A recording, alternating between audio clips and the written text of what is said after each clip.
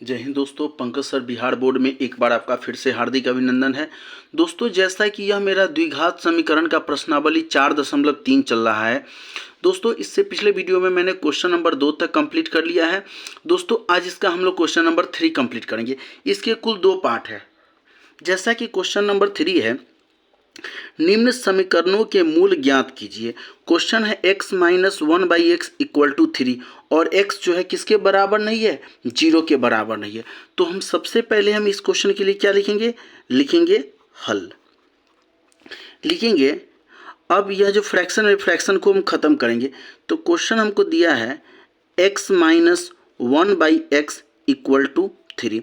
नीचे कुछ नहीं तो क्या है, 1 है। x और 1 का एलसीएम लेंगे तो x 1 से x बार में कट जाएगा तो क्या हो जाएगा, x स्क्वायर माइनस x से x 1 बार में कटेगा 1 इक्वल टू, और x डिवाइड में इसके साथ मल्टीप्लाई में हो जाएगा तो क्या हो जाएगा, 3x हो जाएगा। तो ये प्लस में इधर आकर के माइनस में हो जाएगा तो क्या बनेगा, x स्क्वायर माइनस प्लस में minus 3x minus 1 equal to क्या हो जाएगा, 0 के बराबर हो जाएगा। चलिए अब हम a का मान निकाल लेते हैं। तो हमारा a1 का मान मान हो जाएगा 1, b का मान हो जाएगा मेरा -3 और c का मान हो जाएगा मेरा -1 हो जाएगा।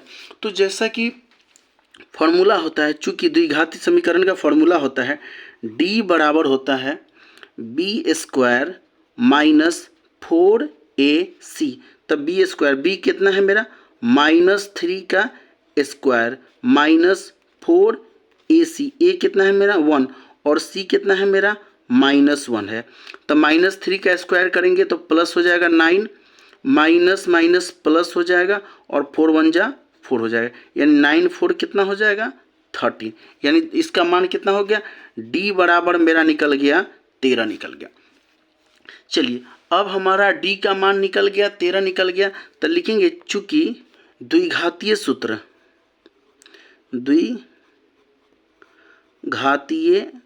सूत्र x बराबर फॉर्मूला क्या होता है, -b plus minus √d upon 2a होता है।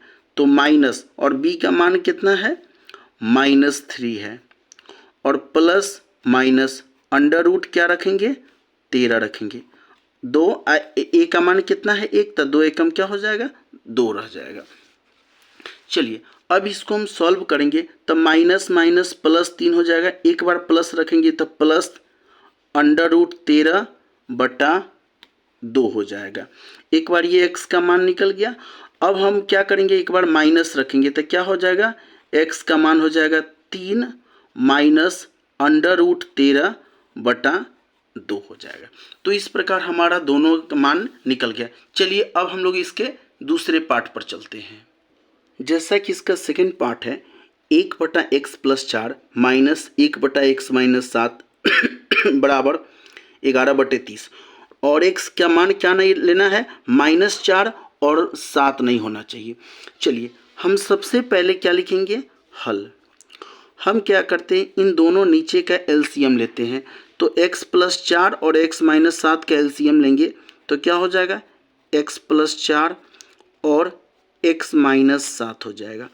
x + 4 से x + 4 कट जाएगा तो ऊपर क्या बचेगा, x - 1 से गुना होगा तो x - 7 से गुना होगा, माइनस x - 7 से x - 7 कट जाएगा, क्या बचेगा, x + 4 बराबर हो जाएगा 11/30 हो जाएगा।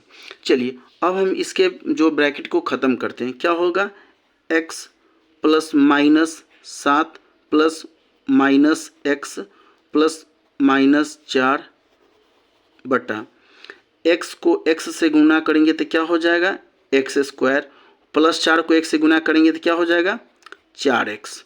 फिर पुनः सबको -7 से गुना करेंगे तो प्लस -7x और प्लस माइनस 7 चौक 28 बराबर हो जाएगा 11/30 हो जाएगा।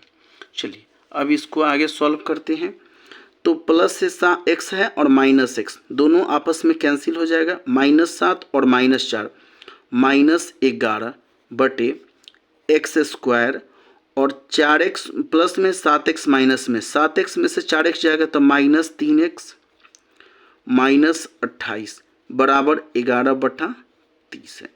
11 से एक बार में 11 से माइनस एक बार में कैंसिल हो जाएगा, क्रॉस गुना करेंगे तो क्या होगा एक्स स्क्वायर -3x -28 बराबर -30 हो जाएगा। -30 हो जाएगा।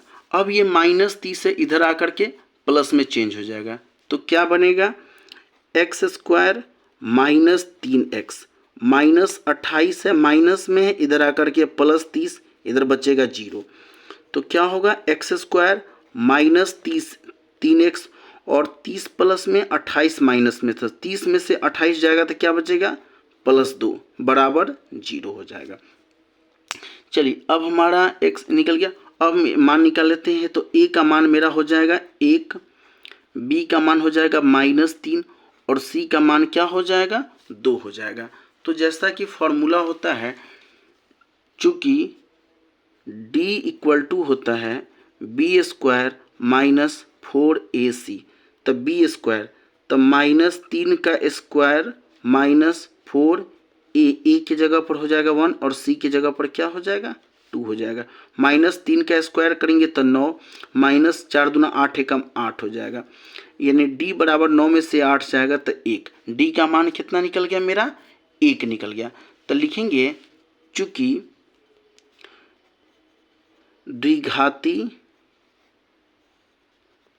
सूत्र से x से तो क्या हो जाएगा -b ± √d/2a। तो माइनस और b का मान कितना आया था -3 आया था। एक बार प्लस मान रखेंगे और d का मान कितना आया है 1 आया है, तो यहाँ 1 ही रह जाएगा बाहर में, और 2a का मान 1 है तो 2 एकम 2 ही रह जाएगा।